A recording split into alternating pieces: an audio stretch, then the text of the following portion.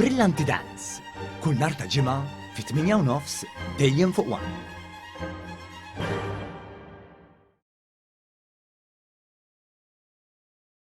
Ġie firmat ftehim li se jwassal biex il-komunità ta' Whitline tkun tista' tagħmel użu mill-parkeġġ tal-iskola primarja ta' Whitline, il-kulleġġ St. Thomas More, f'inijiet barra dawk meta tkun miftuħa l-iskola għall-edukazzjoni.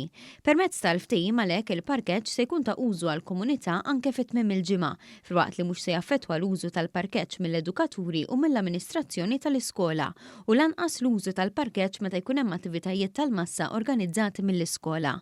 Waqt li firmar tal-ftehim il-Ministru responsabbli mill-Edukazzjoni Clifton Grima qal li dan il-ftehim huwa parti mill-ħidma tal-Gvern biex l-edukazzjoni titqarreb lejn il-komunità.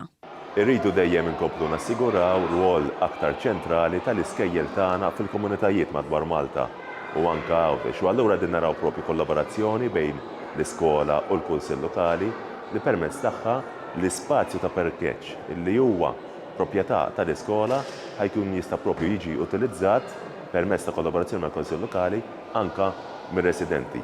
Fost il-faċilitajiet li hemm disponibbli għal użu tal-komunità hemm faċilitajiet sportivi, swali kif ukoll spazji oħra. Anke l-parkeġġi tal-vetturi bħalma isir permezz ta' diversi ftehimiet li qed jiġu firmati, il-Ministeru għall-Edukazzjoni qed jara li dawn ma jkunux spazji vojta fil-ħin li ma jkunux qed jintużaw. Il-ftehim ikopri 5 snin u jiġġedded kull sena.